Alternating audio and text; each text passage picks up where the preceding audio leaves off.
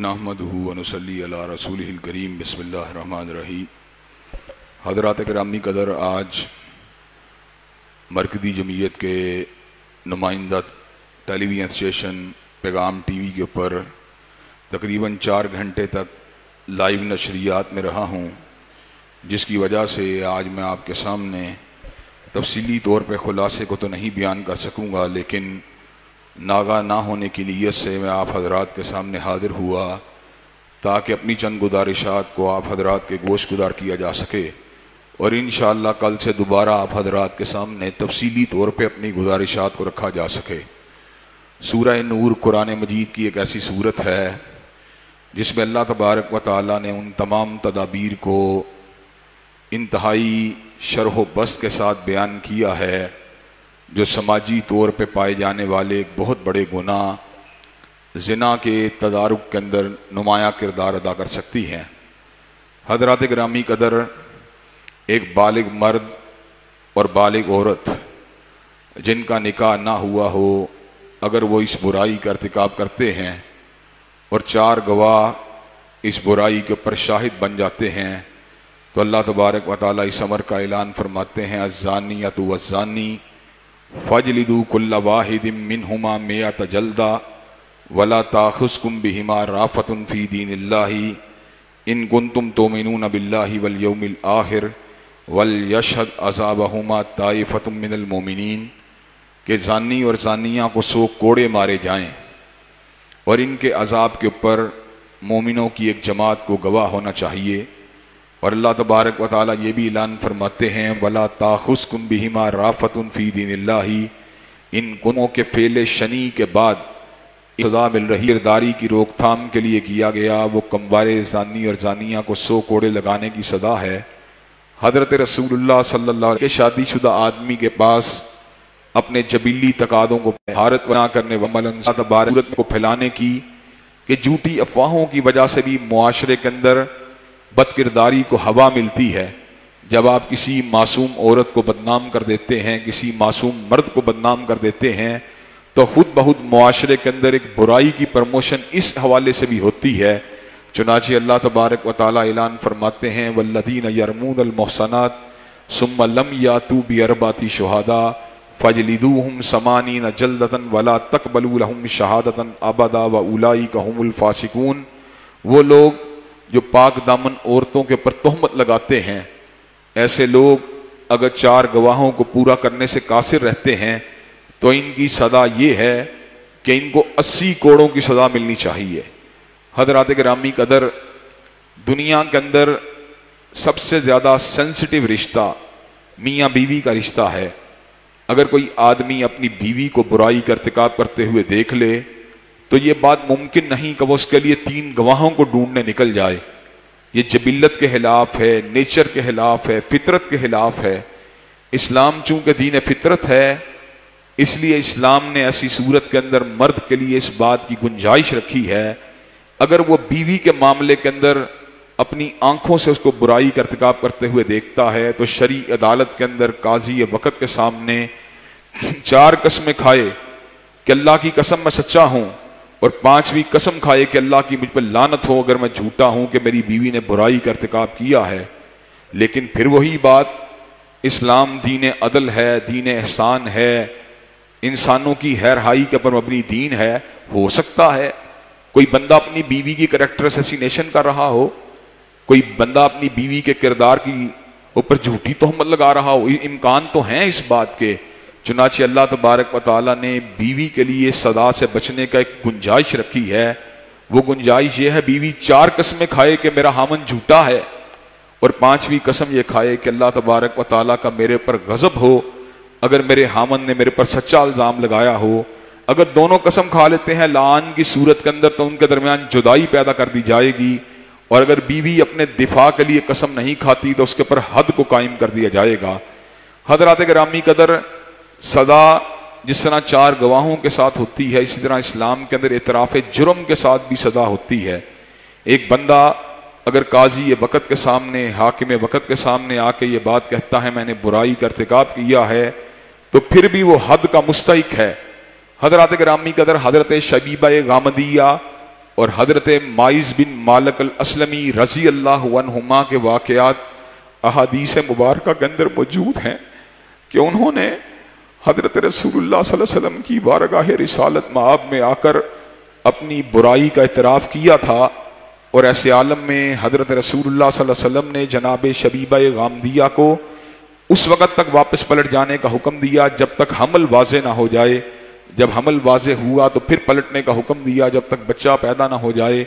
بچے کی پیدائش کے بعد پھر پلٹنے کا حکم دیا جب تک بچہ ٹھوس غذا کھانے کے قابل نہ ہو جائے۔ حضرت شبیبہ غامدیہ رضی اللہ تعالی عنہا بچے کو اٹھائے ہوئے آئیں، اس کے ہاتھ میں روٹی کا نوالا تھا، ان کو زمین کے اوپر گاڑا گیا حد کو قائم کرنے کے لیے۔ جب حد کو قائم کیا گیا تو لہو کا ایک فوارہ نکلا اور سیدنا خالد نے ولید کے کپڑوں کے اوپر گرا۔ سیدنا خالد نے ولید نے طہارت اور تزکیے کی نیت سے الفاظ کہے، ناپاک عورت جاتے جاتے مجھے بھی ناپاک کر گئی ہے۔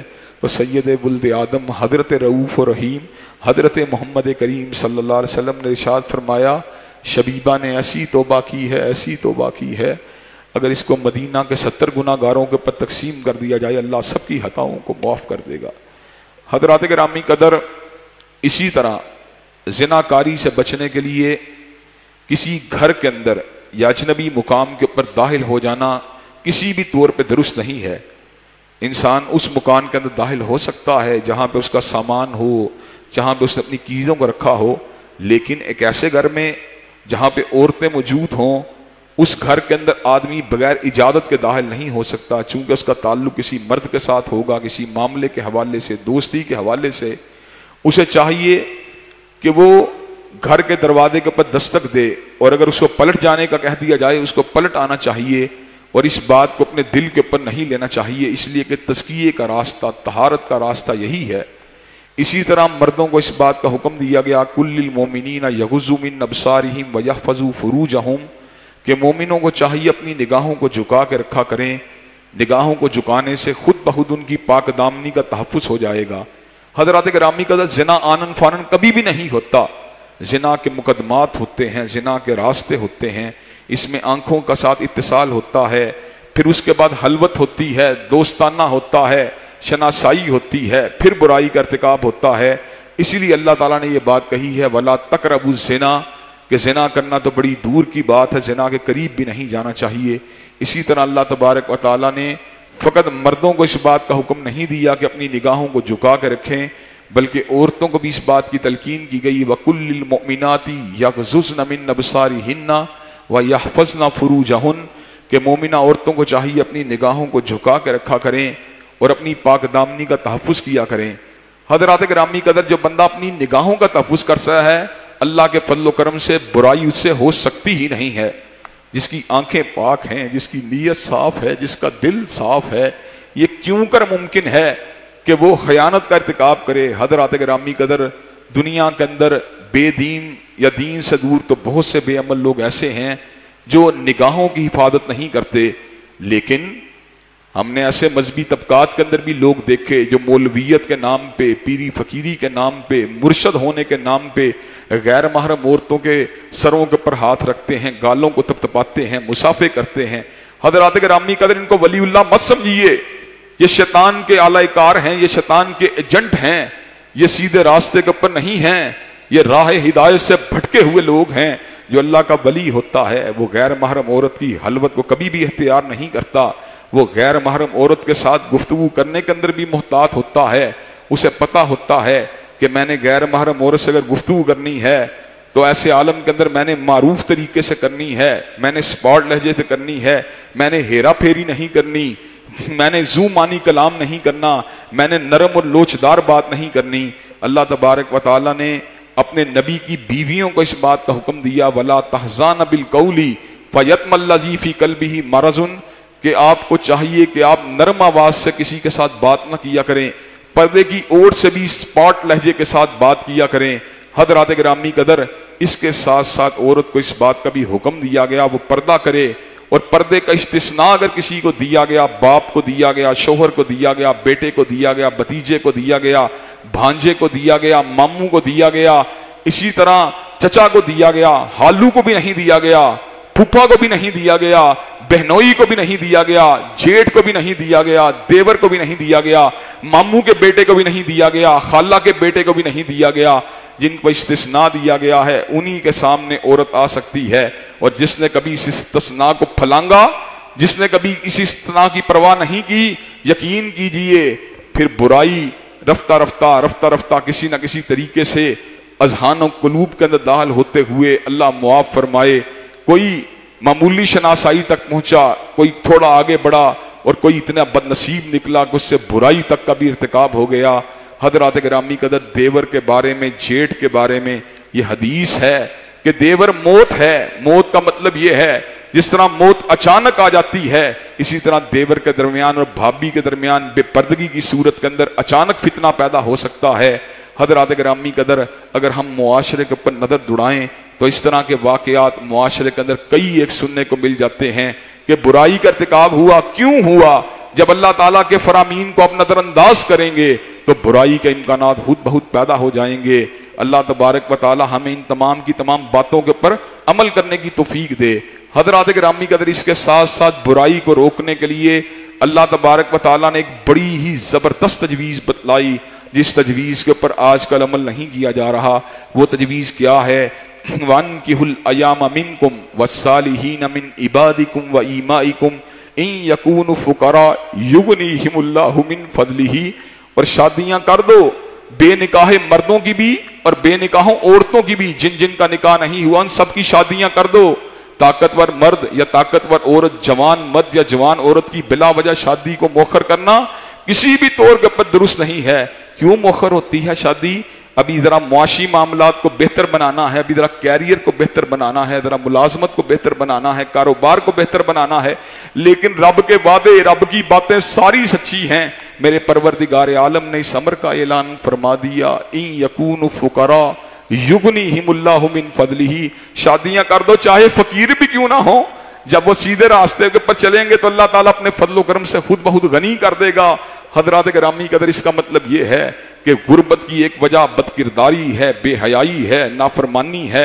जब इंसान अपनी इज्जत के तहफ़्फ़ुज़ के लिए, ईमान के तहफ़्फ़ुज़ के लिए, हया के तहफ़्फ़ुज़ के लिए, आंख के तहफ़्फ़ुज़ के लिए, अपने ज़मीर के तहफ़्फ़ुज़ के लिए शादी करता है, फिर अल्लाह क्या करता है? इन यकूनु फुकरा युगनीहिमुल्लाहु मिन फदलिही। अल्लाह अपने फजल से फिर ऐसे लोगों को मालदार कर देता है। अल्लाह कहता है तुमने मेरी ताबेदारी के लिए, अपनी इज्जत के तहफ़्फ़ुज़ के लिए मेरे पे तवक्कल करके शादी की है, और जाओ तुम्हें माल देना ये मेरी जिम्मेदारी है। माल किसके पास है? अब्दुल रज़ाक के पास नहीं, रज़ाक के पास है। अब्दुल रब के पास नहीं, रब के पास है। अब्दुल वहाब के पास नहीं, वहाब के पास है। अब्दुल बासित के पास नहीं, बासित के पास है। हज़रात गिरामी कदर, रिज़्क़ का मालिक वही है। और असबाब रिज़्क़ में से, असबाब रिज़्क़ के अंदर जहां इस्तिग़फ़ार शामिल है, दुआ शामिल है, इन्फ़ाक़ फ़ी सबीलिल्लाह शामिल है, हज उम्रा शामिल है, वहां पर निकाह करना भी शामिल है। जो निकाह करेगा अल्लाह उसके रिज़्क़ को भी बढ़ा देगा। हज़रत रसूलुल्लाह सल्लल्लाहु अलैहि वसल्लम ने ये जो तजावीज़ बतलाई, अल्लाह ने बतलाई, ऐसे नहीं है, इनके अंदर बड़ा वजन है। कई लोग कहते हैं कैरियर नहीं बना, और करैक्टर का बेड़ा गर्क कर दो कैरियर के चक्कर के अंदर। हजरत रसूलुल्लाह सल्लल्लाहु अलैहि वसल्लम फरमाते हैं, अगर कोई तुम्हारी बहन या बेटी का रिश्ता लेके आए, दो खूबियां उसके अंदर हों, निकाह कर दो। पहली खूबी यह है दीन ठीक हो, दूसरी खूबी यह है अखलाक ठीक हो। अखलाक का मतलब यह है नक चढ़ाना हो, गुस्से वाला ना हो, लड़ने वाला ना हो, झगड़ने वाला ना हो। दीन का मतलब यह है नमाजी हो, परहेजगार हो, तहज्जुद गुजार हो, शब जिंदादार हो। अगर तुम्हारी बेटी का रिश्ता मांगे ऐसा बंदा जिसका अखलाक भी अच्छा, दीन भी अच्छा, शादी कर दो अपनी बेटी की। कहा अगर ना की तकुन फितनतुन फिल अर्ज़ि औ फसादुन कबीर, जमीन के ऊपर बहुत बड़ा फितना और फसाद जाहिर हो जाएगा। हजरात गिरामी कदर, आजकल जो बेहयाई का सैलाब है, आजकल जो मुआशरे के अंदर इख्तिलात का सैलाब है, आजकल जो मुआशरे के अंदर गुनाहगारी का सैलाब है, इसकी वजह क्या है? इसकी वजह यह है अच्छे रिश्ते आते हैं, दीनदार रिश्ते आते हैं, अखलाक वाले रिश्ते आते हैं, लेकिन कुछ गंदी है, मेरी سوچ پلید ہے. مجھے اخلاق والا نہیں چاہیے, مجھے دین والا نہیں چاہیے, مجھے بڑی گاڑی والا چاہیے چاہے رشوت سے لے کے آیا ہو, مجھے بڑے کاروبار والا چاہیے چاہے سمگلنگ کرتا ہو, مجھے اچھے سوٹ والا چاہیے چاہے شراب پیتا ہو. حضرات گرامی کا نتیجہ کیا نکلتا ہے؟ میں اپنی بہن بیٹی کو وہاں پہ بیعہ دیتا ہوں, پھر کیا ہوتا ہے؟ پھر بہن روتی ہے, پھر بیٹی روتی ہے, پھر باپ کو کوستی ہے, پھر بھائی کو کوستی ہے, کہتی ہے اس نے میری شادی کہاں کے اوپر کر دی ہے, جو مجھے نمازیں بھی نہیں پڑھنے دیتا, جو مجھے پردہ بھی نہیں کرنے دیتا, جو مجھے نقاب بھی نہیں کرنے دیتا, جو مجھے قرآن بھی نہیں پڑھنے دیتا. حضرات گرامی قدر, یہ تم نے بیٹی کے ساتھ اچھا سلوک کیا. قو انفسکم واہلیکم نارا وقودھا الناس والحجارہ, اپنے آپ کو بھی جہنم کی آگ سے بچاؤ, اپنے بچوں کو بھی جہنم کی آگ سے بچاؤ. وقودھا الناس والحجارہ, جس کا ایندھن انسان اور پتھر ہیں. حضرات گرامی قدر, اگر میں نے دیندار عورت کو چھوڑا, نتیجہ کیا نکلے گا؟ میں بے حیا عورت کو لے کے آؤں گا. اگر میں نے توحید پرست عورت کو چھوڑا, میں مشرکہ عورت کو لے کے آؤں گا. اگر میں نے مسلمان عورت کو چھوڑا, میں کافرہ عورت کو لے کے آؤں گا. اللہ نے مجھے پہلے ہی سمجھا دیا, وَلَا تَنْكِحُوا الْمُشْرِكَاتِ حَتَّى يُؤْمِنَّا وَلَا أَمَةٌ مُؤْمِنَةٌ خَيْرٌ مِّن مُشْرِكَةٍ وَلَوْ عَجَبَتْكُمْ. اور یاد رکھو, تم کبھی بھی اپنے رشتے جو ہیں خود بھی اور اپنے بیٹوں اور اپنے بھائیوں کے رشتے بھی کسی مشرکہ عورت کے ساتھ نہ کرنا, چاہے کتنی بھی حسینہ کیوں نہ ہو, چاہے کتنی بھی مالدار کیوں نہ ہو, چاہے کتنی بھی جو ہے فیشنیبل کیوں نہ ہو, چاہے کتنی بھی انگلش فلوئنٹ اس کی لینگویج کیوں نہ ہو, چاہے کتنی بھی گھر گرستن کیوں نہ ہو. وَلَوْ عَجَبَتْكُمْ, چاہے تمہیں کتنی بھی پسند کیوں نہ آتی ہو, اس لیے کہ وَلَا أَمَّةٌ مُؤْمِنَةٌ, دولت کی کمی ہو, چاہے کسی اعتبار سے خاندانی بیک گراؤنڈ چھوٹا ہو, وَلَا أَمَّةٌ مُؤْمِنَةٌ خَيْرٌ مِّن مُشْرِكَةٍ وَلَوْ عَجَبَتْكُمْ. یاد رکھنا, مومنہ عورت جو ہے وہ ہر اعتبار سے مشرکہ عورت سے بہتر ہے. حضرات گرامی قدر, یہ اصول ہیں شادی بیاہ کے, جنہیں آج ہمارے معاشرے کے اندر ہمیں خود لاگو کرنے کی ضرورت ہے, لیکن دیندار بھی لاگو نہیں کرتے. جناب, دیندار بندہ بھی جو ہے وہ اپنی بیٹی کے لیے صرف اونچی حویلی دیکھتا ہے, بڑی گاڑی دیکھتا ہے, بینک بیلنس دیکھتا ہے. حضرات گرامی قدر, میں چیلنج کے ساتھ یہ بات کہتا ہوں, ڈنکے کی چوٹ کہتا ہوں, اور اس بات کے ساتھ پورے شرح صدر کے ساتھ کہتا ہوں, جائیے اپنی بیٹی کو بیاہیے, دیندار کے ساتھ بیاہیے, اچھے اخلاق والے کے ساتھ بیاہیے. آپ کی بیٹی بہن کبھی بھی شکوہ نہیں کرے گی, انشاءاللہ خوشی کی زندگی گزارے گی, انشاءاللہ آسودگی کی زندگی گزارے گی, انشاءاللہ امن اطمینان کی زندگی گزارے گی. اور اگلی بات یہ ہے, انشاءاللہ امیر بھی ہو جائے گی, انشاءاللہ امیر بھی ہو جائے گی. اس لیے کہ اللہ نے کہا ہے, ان یکونوا فقراء یغنیہم اللہ من فضلہ, اگر فقیر بھی کیوں نہ ہو اللہ رزق دے دے گا. حضرات گرامی قدر, اس صورت میں اللہ تبارک و تعالیٰ نے سیدہ عائشہ کی برات کا بھی اظہار کیا. ان کے اوپر تہمت لگائی گئی, جھوٹی تہمت لگائی گئی. اللہ تبارک و تعالیٰ نے ماضی میں جب سیدنا یوسف کے دامن کو اوپر ہاتھ ڈالا گیا, اللہ تبارک و تعالیٰ نے شاہدہ شاہد من اہلیہا, محل کے اندر موجود ایک بچے کو قوت گویائی عطا فرما دی.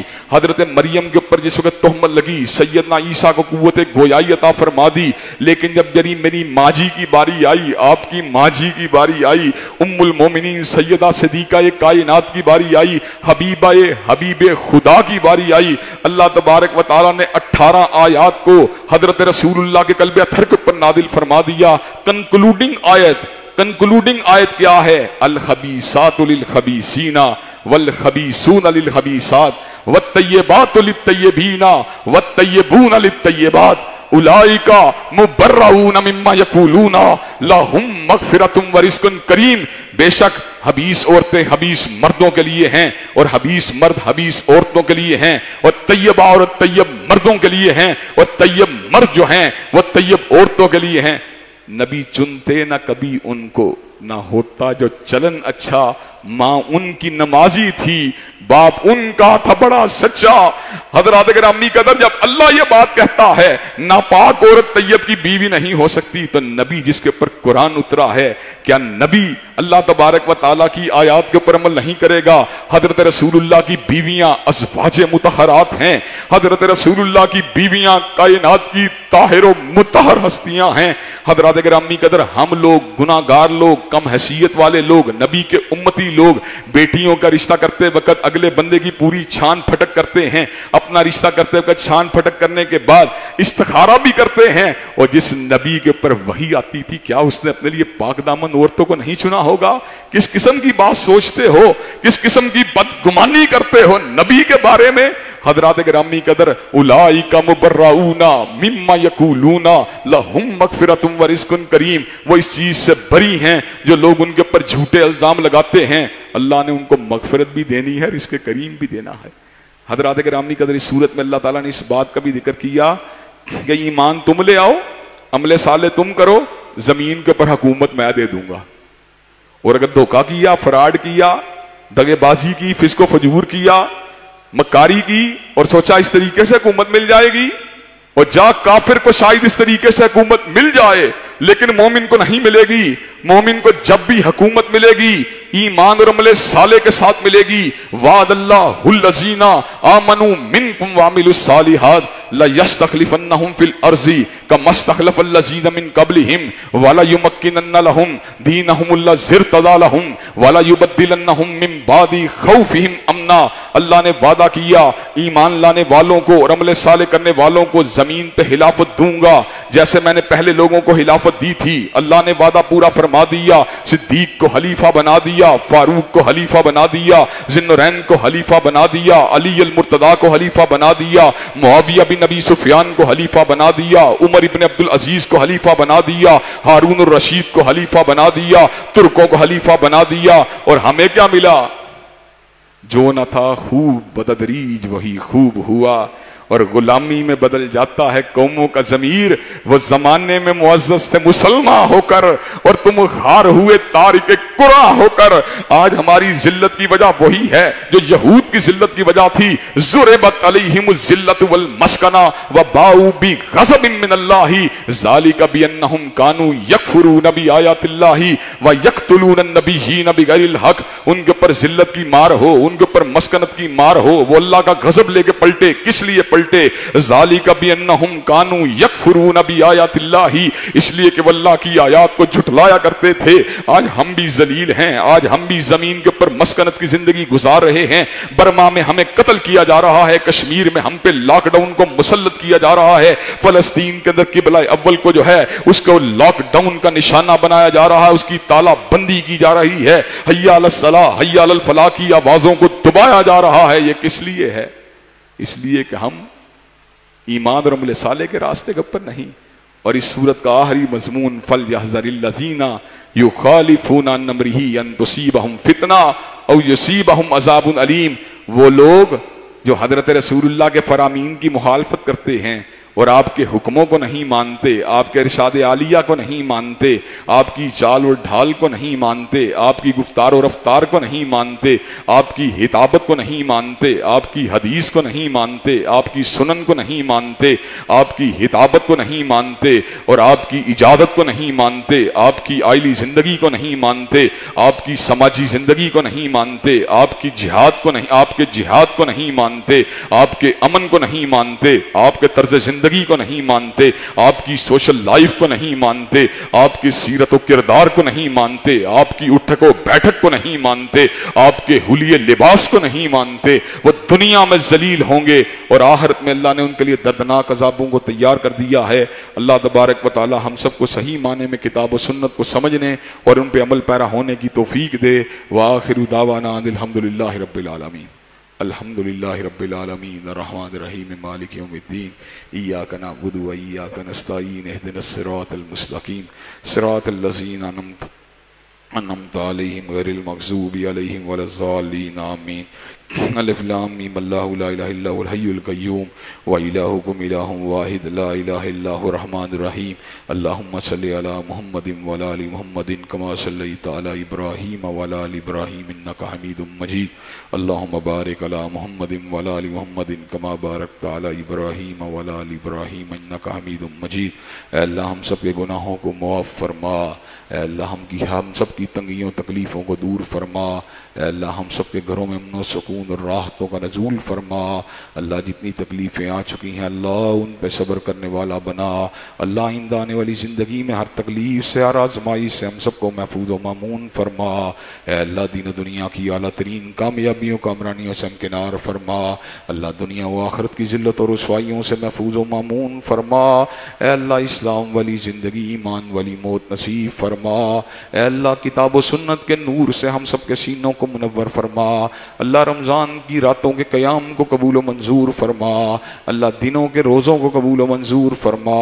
اے اللہ ہماری تمام دلی جائز تمناؤں کو قبول و منظور فرما۔ ربنا آتنا فی الدنیا حسنۃ وفی الآخرۃ حسنۃ وقنا عذاب النار۔ اللہم صلی علی محمد وعلی آل محمد کما صلیت علی ابراہیم وعلی آل ابراہیم انک حمید مجید۔ اللہم بارک علی محمد وعلی آل محمد کما بارکت علی ابراہیم وعلی آل ابراہیم انک حمید مجید۔ سبحان ربک رب العزت عما یصفون وسلام علی المرسلین والحمد للہ رب العالمین۔